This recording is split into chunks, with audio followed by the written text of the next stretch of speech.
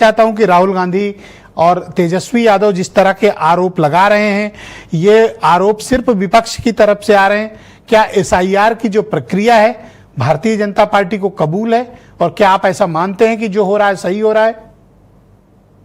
बल्कि जी, आज जो विपक्ष की जो स्थिति हो गई है वो एक पुराने सरगुन की तरह हो गई है कि चले थे कहां, जाने के लिए जाना है कहां ये मालूम नहीं, अब अपने भटकते कदमों को मंजिल का दिशा मालूम नहीं।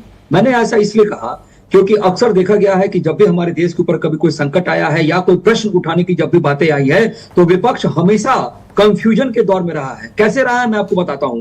देखिए, एक ऐसा वक्त भी आया था हमारे देश के ऊपर जब पूरे देश में त्राहिमाम मचा हुआ था और माननीय नरेंद्र मोदी जी कह रहे थे कि आप जब सदन चला तो उन्होंने कहा कि आप तीखे प्रश्न करके आप हमसे पूछिए, सरकार आपके जवाब देने को तैयार है। लेकिन उस समय हमारा विपक्ष पेगासस में उलझा हुआ था। ठीक उसी तरह अगर हम देखें तो आज जब सदन की कार्रवाई शुरू हुई, इसके पहले जब भी कांग्रेस के प्रवक्ता बैठते थे या हमारे आरजेडी के साथी बैठते थे तो अक्सर महंगाई, बेरोजगारी मुद्दा बनाया करते थे। लेकिन पिछले एक महीना से इन लोगों ने एसआईआर को मुद्दा बना लिया है। लेकिन ये शायद अपने आप को नोकिया फोन की तरह अपडेट करना भूल गए हैं। मैं इसके पीछे का तर्क आपको बताता हूं। कल का एक लेख छपा था, उस लेख का आर्टिकल, उसका जो शीर्षक था वो था demographic reconstruction and electoral roll inflation. यानी कि एक ऐसा लेख जिसके अंदर एक अध्ययन के तहत पे बताया गया था कि हमारे बिहार राज्य में कितने वोटर हैं और क्या समस्या आ रही है। उसके तहत अगर जाने तो आपको जानकर बड़ा आश्चर्य होगा कि उस लेख के तहत लगभग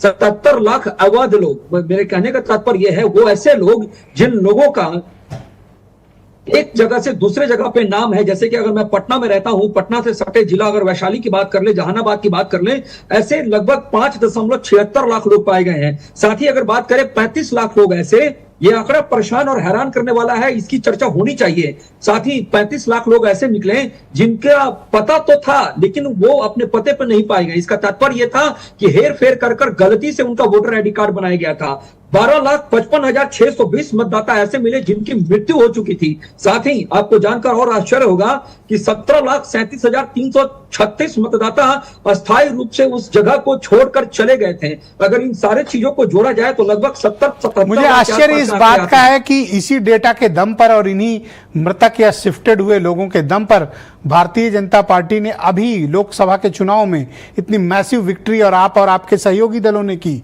क्या ये मृत लोगों ने आपको वोट दिया था? क्या शिफ्टेड लोगों ने वोट दिया था? यह अचानक आपको साल भर के बाद कैसे इल्हाम हुआ कि ये 77 लाख वोटर्स बिहार में फर्जी है? अगर ये फर्जी हैं तो आपको मिले वोट भी उतने ही फर्जी थे। बरजे जी, निश्चित तौर पे आपका प्रश्न काफी अच्छा है। इसका अगर प्रश्न दे तार्किक रूप से तो मैं आपको बताऊंगा कि जब भी आप अपने घर की सफाई करना चाहते हैं तो उसकी तैयारी, अगर आप मुखिया हैं तो आपको इसके लिए इंतजार नहीं करना पड़ता है। यानी कि दीपावली का इंतजार करने की आवश्यकता नहीं है, आप कभी भी अपने घर की सफाई कर सकते हैं। लेकिन यहाँ पर जो लोग संविधान को लाल किताब समझकर एक पॉकेट डिक्शनरी की तरह इस्तेमाल कर रहे हैं, यानी कि एक हिंदी फिल्म में एक दिखाया गया था, उसमें बताया जाता था दुग्गल साहब को, आप लच्छेदार भाषा का इस्तेमाल करके मुख्य मुद्दे से ना भटकें राहुल जी। मुद्दे पर आए कि लोकसभा में क्या आपको फर्जी वोट मिले थे, उनके दम पर आपने। मैं वहीं आ रहा हूं। देखिए, मैंने क्यों कहा इस चीज को कि उस लाल किताब के मैंने जिक्र करने के पीछे का मेरा तर्क यही था कि वो उसको पलट कर शायद वो चैप्टर, यानी कि 15वां अध्याय जो है संविधान का, उसमें आर्टिकल 324 की शुरुआत होती है और 324, 25, 26 वो चुनाव आयोग को एक विशेष अधिकार देते हैं। इसके तहत अगर बात करें, आप मेरी बात का जवाब नहीं दे रहे हो कि क्या लोकसभा में जो आपको वोट मिले वो वोट फर्जी, अवैध, शिफ्टेड, डेड लोगों के थे?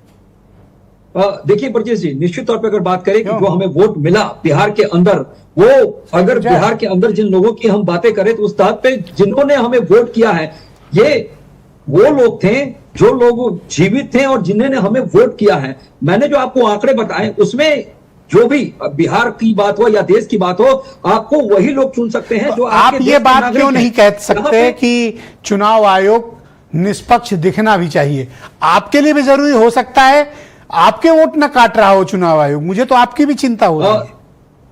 बरजेश जी, बिल्कुल मैं आपकी बात से सहमत हूं, लेकिन हो सकता है कि आप ही का कांड हो रहा हो और आपको पता ना हो। आप खुश हो कि लालू यादव का और किसी का वोट कट रहा हो सकता है आपके साथ कांड हो जाए।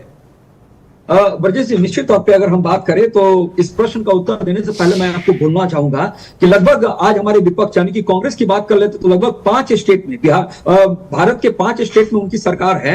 और अगर वहां बात करें तो जब उनकी सरकार बन सकती है तेलंगाना में तो चुनाव आयोग निष्पक्ष काम करता है। लेकिन अगर महाराष्ट्र की बात की जाती है, हरियाणा की बात की जाती है, तो चुनाव आयोग को वो कटघरे में खड़ा कर देते हैं। सर, और आपसे उसमें ईरान हथकड़ी पर पहनाने सवाल का काम करो करते तो हैं। आप इजराइल पर बोलते हो सर, बड़े होशियार प्रवक्ता बात हैं। Thank you Israel sir. की नहीं है। मैं संजय वर्मा जी, बिहार के बहुत ही जाने माने प्रतिष्ठित राजनीतिक मामलों के एक्सपर्ट जर्नलिस्ट।